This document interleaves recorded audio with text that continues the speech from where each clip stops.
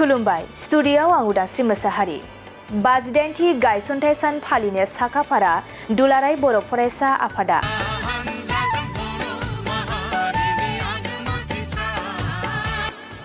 गाबोन सानसेनि बायदि हाबाफारिफोरनि गेजेरजों क'क्राझार सोहोराव थानाय UN एकाडेमि फरायसालियाव 52थि गायसनथाइ सानखौ फालिगोन दुलाराय बर' फरायसा आफादा। बर' हारिनि अलखद समाव जोनोम मोननाय दुलाराय बर' फरायसा आफादा गाबोन 52 बोसोर आबुं जागोन। बे दुलाराय बर' फरायसा आफादनि 52 बोसोर आबुं जानायखौ गासै बर' हारिया फालिनाय बायदिनो क'क्राझार UN एकाडेमि फरायसालियावबो गाबोन दुलाराय बर' फरायसा आफादनि गायसनथाइ सान फालिनो साखाफारा।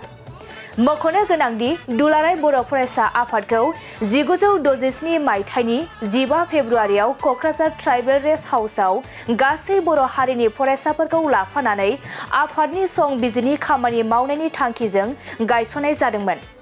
क'क्राझार जिल्ला दुलाराय बर' फरायसा आफादनि गाहाय नेहाथारि खाम्फा बसुमतारिया गाबोननि जानो गोनां हाबाफारिनि सायाव खौरांनि गेजेरजों मा फोरमायखो फै जों आबुङै मिथिना लानि। गिबियावनो क'क्राझार जिल्ला दुलाराय बर' फरायसा आफादनि सासे बिबानगिरि हिसाबै आरो एबसुनि बिबानगिरि हिसाबै 52थि जे जोनोम सान गायसनथाइ सान दुलाराय बर' फरायसा आफादनि गाबोन 15 फेब्रुआरि 2025 52 बोसोर आबुं जासिगोन। बेनि साफ्रोमबो बर' माहारिनि मेलेमजिबि जोंनि फरायसा फोरोंगिरि आरो गासै रायजो राजा आरो गासै एबसुनि बिबान मावलांनाय गिबियाव जायफोर बिथांमोना एबसु जानानै खामानि मावलांदोंमोन आरो इयुनाव खामानि मावबाय थादों बिथांमोननि साफ्रोमनिसिमबो गाहाम हामलायनायखौ जासिहरदों।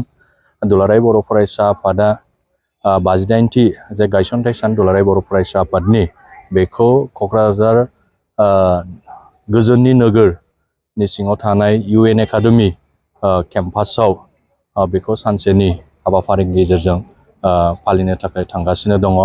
दा बे हाबाफारियाव जोङो जे फुंनि हाबाफारि बायदियै दुलाराय बर' फरायसा आफादनि गोथार फिरफिला बेखौ उरायहोनाय, बेनिफ्राय बड'फा उपेन्द्र ब्रह्मनि मुसुखायाव बिबार बावनाय, लोगोसे गेदेमा जाय जोहोलाव जोहोलावजो बिथांमोना हारिनि थाखाय मुंख्लं जालांबाय आरो दुलाराय बर' फरायसा आफादाव हाबा मावनानै मुंख्लं जालांबाय, गेदेमा बिथांमोनखौ गोसोखांनानै बिबार बावनाय।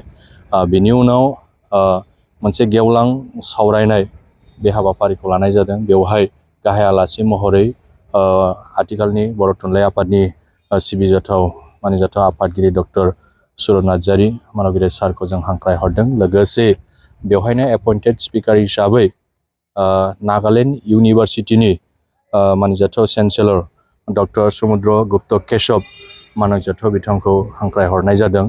दा बे हाबाफारियाव आङो जोंनि मानिजाथाव मेलेमजिबि फोरोंगिरि फरायसा आरो रायजो राजा मानगोनां बिथांमोनखौ हांख्राय हरदों दुलाराय बर' फरायसा आफादनि 52थि गायसनथाइ सानाव जाहाथे बयबो लैहोर लैहोर फैनानै दुलाराय बर' फरायसा आफादनि साफ्रोमबो मानिजाथाव बिबानगिरि बिथांमोननो आरो फैबाय थानाय समाव जे इयुनाव हाबा मावलांनो थाखाय आरो इयुनावहाय बर' हारिखौ गेरेमसा माहारि दानो जाहाथे बयबो थुलुंगा होफैयो, बिनि थाखाय साफ्रोमबो मानिजाथाव सिबिजाथाव रायजो राजा फोरोंगिरि फरायसा आरो जोंनि मेलेमजिबि मानिजाथाव बिथांमोनखौ गाबोननि जे हाबाफारि दुलाराय बर' फरायसा आफादनि 52थि गायसनथाइ सान फालिनाय क'क्राझार UN एकाडेमि केम्पासाव बेवहाय बयखौबो बाहागो लाफैनो थाखाय गुरै हांख्राय हरबाय।